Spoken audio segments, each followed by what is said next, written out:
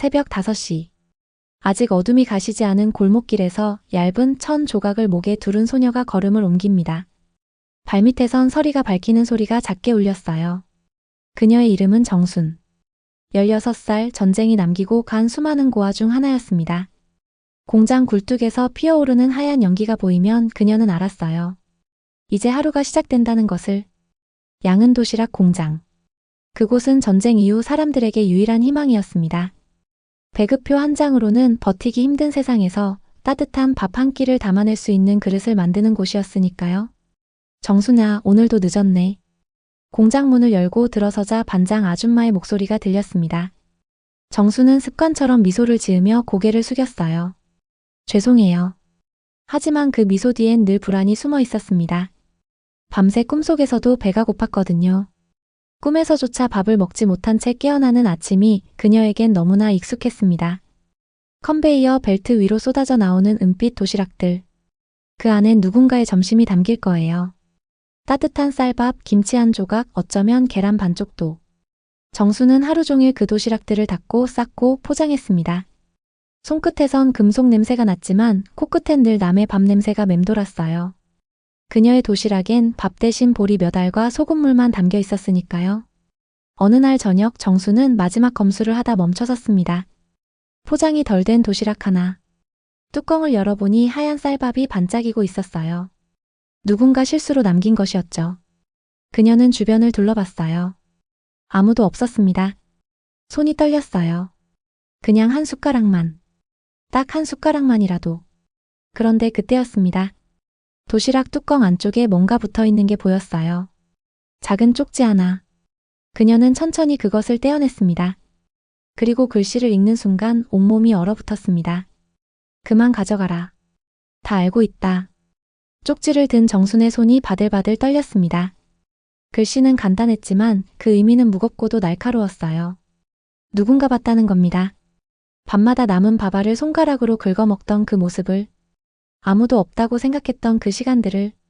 부끄러움이 온몸을 휘감았습니다. 얼굴이 화끈거렸어요. 다음 날 아침 정수는 공장에 가지 못했습니다. 하지만 가지 않으면 일자리를 잃을 게 뻔했어요. 결국 그녀는 떨리는 다리를 이끌고 공장 문을 열었습니다. 반장 아줌마가 그녀를 기다리고 있었어요. 표정이 달랐습니다. 평소에 그 무뚝뚝한 얼굴이 아니라 차갑고 날선 눈빛이었죠. 정순아, 잠깐 사무실로 와봐. 그 한마디에 정순의 심장은 쿵 내려앉았습니다. 공장장실 앞에 서자 문틈으로 담배 연기가 새어나왔어요. 문이 열리고 공장장이 그녀를 내려다봤습니다. 앉아. 그녀는 의자 끝에 걸터 앉았어요. 말을 할 수가 없었습니다. 네가 밥을 훔쳐먹었다며? 정수는 고개를 들 수 없었어요. 죄송해요, 정말 죄송해요. 목소리는 떨렸고 눈물이 뚝뚝 떨어졌습니다. 배가 너무 고파서 딱 한 숟가락씩만. 공장장은 한숨을 쉬었어요. 그리고는 차갑게 말했습니다. 먹을 게 없다고 남의 것을 훔쳐? 그게 사람이 할 짓이야? 너 나가. 나가라. 그 두 글자가 정순의 귓가에 울렸습니다.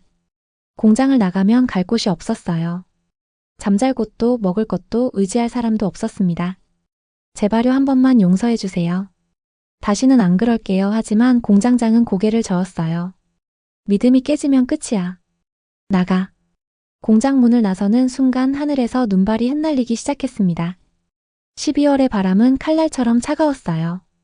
정수는 품속에 양은 도시락 하나를 꼭 안고 있었습니다. 그건 그녀가 직접 만들었던 도시락이었어요. 이제 그 안엔 아무것도 담을 수 없었지만 그녀는 그걸 버릴 수가 없었습니다. 골목길을 걷는 그녀의 뒷모습은 작고 외로웠습니다. 눈은 점점 더 세차게 내렸고 그녀의 발자국은 금세 지워져 갔어요. 도시락을 끌어안은 채 그녀는 멈춰섰습니다. 그리고 그 자리에서 소리 없이 울었어요. 밥이 아니라 부끄러움이 그 차가운 도시락 속에 가득 담겨 있었습니다. 하지만 정수는 몰랐습니다. 그 도시락이 언젠가 다시 돌아올 거라는 것을. 그리고 그때 진실이 함께 돌아올 거라는 것을. 세월은 흘러 어느덧 몇 해가 지났습니다. 전쟁은 끝이 났고 사람들은 조금씩 일어서기 시작했어요. 하지만 그 시간 동안 정순이 견뎌낸 날들은 말로 다 할 수 없는 것들이었습니다. 굶주림과 추위, 그리고 끝없는 외로움. 하지만 그녀는 포기하지 않았어요. 작은 판잣집 한 칸을 얻어 낡은 화덕 하나로 밥집을 시작했습니다. 밥 한 끼 300칸입니다. 간판도 없는 그 작은 가게에서 정수는 매일 새벽부터 밤까지 일했어요. 손님은 많지 않았지만 그래도 괜찮았습니다. 이제는 밥을 훔치지 않아도 됐으니까요. 자기 손으로 지은 밥을 떳떳하게 먹을 수 있었으니까요. 어느 가을날 저녁이었습니다. 해가 뉘엿뉘엿 질 무렵 낡은 옷차림의 남자가 가게 문을 열고 들어왔어요. 얼굴엔 주름이 깊게 패였고 등은 굽어 있었습니다. 여기 혹시 정순 씨 맞습니까? 그 목소리가 어딘가 낯익었어요. 정수는 국자를 든 채그를 바라봤습니다. 저 누구시죠? 남자는 천천히 고개를 들었어요. 그 순간 정순의 눈이 커졌습니다. 혹시 반장님? 그는 고개를 끄덕였어요. 과거 양은도시락 공장의 반장. 그녀를 따뜻하게 대해주던 하지만 그 마지막 날 차갑게 돌아섰던 그 사람이었습니다. 오랜만입니다, 정순 씨. 그의 손엔 무언가가 들려 있었어요. 낡고 움푹 패인 양은도시락 하나. 정수는 그걸 보는 순간 숨이 막혔습니다. 그건 분명 자신이 그날 품에 안고 나왔던 그 도시락이었어요. 이거 그때 네가 쓰던 거지? 반장은 떨리는 손으로 도시락을 내밀었습니다. 정수는 그것을 받아들었어요. 차가운 금속의 감촉이 손끝에 전해졌습니다. 왜 이걸? 반장은 한참을 말없이 서 있다가 천천히 입을 열었어요. 뚜껑을 열어봐. 정수는 떨리는 손으로 도시락 뚜껑을 열었습니다. 안에는 쌀 한 줌이 담겨 있었고 그 위에 접힌 편지 한 장이 놓여 있었어요. 노랗게 바랜 종이. 그녀는 그 편지를 펼쳤습니다. 정순아, 미안하다. 사실 밥을 훔친 건 나였어. 글씨는 흐릿했지만 그 의미는 또렷했습니다. 정수는 편지를 든 채 굳어버렸어요. 무슨 말씀이세요? 반장은 고개를 숙였습니다. 나도 그때 배가 고팠어. 집에 식구들이 굶고 있었고. 그래서 남은 밥을 조금씩 가져갔지. 그런데 네가 의심받는 걸 보고도 나는 입을 다물었어. 정순의 손에서 편지가 떨어질 뻔했어요. 그녀는 아무 말도 할 수 없었습니다. 그저 도시락을 꼭 끌어안았을 뿐이었습니다.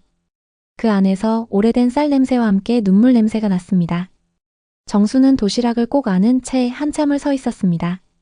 눈물이 흘러내렸지만 그건 슬픔 때문이 아니었어요. 오랜 시간 가슴속에 쌓여있던 무언가가 천천히 녹아내리는 느낌이었습니다. 그럼 그때 그 쪽지도? 반장은 고개를 끄덕였어요. 그래. 내가 썼어. 네가 의심받기 전에 스스로 그만두길 바랐지. 하지만 그의 목소리가 떨렸습니다. 결국 넌 쫓겨났고 나는 비겁하게 숨어 있었어. 정수는 천천히 도시락을 내려다봤습니다. 그 속에 담긴 쌀 한 줌. 이건? 반장이 대답했어요. 그때 네가 훔쳤다고 누명 쓴 그 밥이야. 내가 평생 간직하고 있었어. 매일 이걸 보면서 용서를 빌고 싶었어. 정순의 손가락이 쌀알을 쓰다듬었습니다. 딱딱하게 굳어버린 쌀알들. 그 하나하나가 세월의 무게를 담고 있었어요. 반장님 정수는 고개를 들었습니다. 저도 사실 한 번은 정말 훔친 적 있어요. 딱 한 번. 너무 배가 고파서. 반장은 눈을 감았어요. 알아. 그것도 알고 있었어. 그래서 더 미안했지. 나도 똑같이 훔쳤으면서 널 내쫓는데 입 다물고 있었으니까. 두 사람은 말없이 서로를 바라봤습니다. 오랜 침묵 끝에 정순이 먼저 입을 열었어요. 같이 가주실래요?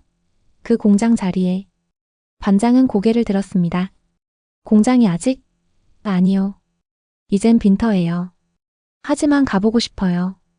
해가 지는 길 두 사람은 나란히 걸었습니다. 옛 공장 자리엔 굴뚝만 덩그러니 남아 있었어요. 무너진 벽돌 사이로 잡초가 자라고 녹슨 철판이 바람에 덜그럭거렸습니다. 정수는 그 굴뚝 아래 섰습니다. 여기서 매일 연기가 올라왔었죠. 그 연기를 보면서 출근했어요. 반장도 그녀 옆에 섰습니다. 나도 그랬어. 그 연기가 우리 모두의 희망이었지. 정수는 도시락을 두 손으로 들어 올렸어요. 반장님, 그때 그 한 숟갈의 밥이 저한테는 전부였어요. 그게 세상의 전부였어요. 목소리가 떨렸고 눈가가 다시 젖어들었습니다. 반장은 그녀의 어깨에 손을 올렸어요. 나도 마찬가지였어, 정순아. 그 한 숟갈로 나도 살았어. 식구들도 살았어. 그래서 더 미안했어. 정말 미안했어. 그는 고개를 깊이 숙였습니다. 두 사람의 그림자가 석양빛에 길게 늘어났어요. 정수는 천천히 손을 내밀었습니다. 반장은 그 손을 잡았어요. 주름진 손과 거친 손이 만났습니다. 따뜻했습니다. 겨울 하늘 아래서 오래된 굴뚝에서 보이지 않는 김이 피어오르는 것 같았어요. 양은 도시락의 냄새가 이제는 죄가 아니라 용서의 냄새가 되었습니다. 이제 놓아도 될까요? 정순이 물었어요. 반장은 고개를 끄덕였습니다. 그리고 그녀는 마지막으로 그 도시락을 땅에 조심스럽게 내려놓았습니다. 또다시 세월이 흘렀습니다. 정순의 작은 밥집은 이제 동네 사람들이 모두 아는 곳이 되었어요. 정순이네 밥이 제일 맛있어. 사람들은 그렇게 말했지만 정순은 알고 있었습니다. 자신의 밥이 특별한 이유를. 그건 양념이나 기술이 아니라 그 안에 담긴 마음 때문이라는 걸요. 어느 봄날 오후였습니다. 창밖으로 아이들이 소풍 가는 모습이 보였어요. 알록달록한 옷을 입은 아이들이 저마다 도시락을 들고 웃으며 걸어갔습니다. 정수는 국자를 든 채 그 모습을 한참 바라봤어요. 그중 한 아이가 반짝이는 스테인리스 도시락을 들고 있었습니다. 더 이상 양은 도시락은 아니었지만 그 모습이 왠지 눈부셨어요. 할머니, 뭐 보세요? 단골 손님 아주머니가 물었습니다. 정수는 미소 지었어요. 아이들이 소풍 가네요. 참 좋아 보여요. 아주머니도 창밖을 바라보며 말했죠. 요즘 애들은 도시락도 참 예쁘게 싸우더라고요. 우리 때는 보리밥에 김치 한쪽이면 다행이었는데. 정수는 고개를 끄덕였습니다. 그래도 그때는 그 한 끼가 얼마나 소중했는지 몰라요. 그녀의 눈가에 잔잔한 미소가 번졌어요. 지금 생각해보면 그 한 끼가 단순히 배를 채우는 게 아니었어요. 사람의 마음을 시험하는 거였죠. 저녁 무렵 정수는 가게 문을 닫고 작은 상자 하나를 꺼냈습니다. 오래전 반장님과 함께 묻었던 그 자리에서 다시 파낸 것이었어요. 양은 도시락. 세월의 때가 묻고 움푹 패였지만 여전히 그 자리에 있었습니다. 그녀는 그걸 조심스럽게 닦아냈어요. 도시락을 열자 안에는 이제 아무것도 없었습니다. 그 쌀알들은 오래전에 흙으로 돌아갔겠죠. 하지만 정순의 마음속엔 여전히 남아 있었어요. 그날의 배고픔도 부끄러움도 그리고 용서도 모두가 이 작은 도시락 안에 담겨 있었습니다. 고마웠어. 정수는 도시락에 대고 속삭였어요. 네가 나한테 가르쳐준 거 평생 잊지 않을게. 그녀는 도시락 뚜껑을 천천히 닫았습니다. 찰칵 소리가 작게 울렸어요. 마치 오래된 이야기가 한 챕터 끝나는 소리 같았습니다. 정수는 도시락을 가게 한쪽 선반 위에 올려놓았어요. 손님들이 볼 수 있는 곳에. 가끔 누군가 물었습니다. 저게 뭐예요? 그럴 때마다 정수는 대답했어요. 옛날에 쓰던 도시락이에요. 추억이죠. 그리고는 더 이상 설명하지 않았습니다. 어떤 이야기는 말로 다 할 수 없으니까요. 밤이 되어 가게 불을 끄고 나올 때 정수는 한 번 더 도시락을 바라봤습니다. 어둠 속에서도 은은하게 빛나는 것 같았어요. 양은 도시락은 더 이상 가난의 상징이 아니었습니다. 그것은 생존의 기록이었고 용서의 증거였고 사람 냄새가 가득한 기억의 그릇이었습니다. 정수는 문을 잠그며 중얼거렸어요. 그래, 그때는 힘들었지. 하지만 그 덕분에 지금의 내가 있는 거야. 그녀의 발걸음은 가벼웠습니다. 가슴 속엔 용서와 평화가 따뜻하게 자리 잡고 있었으니까요.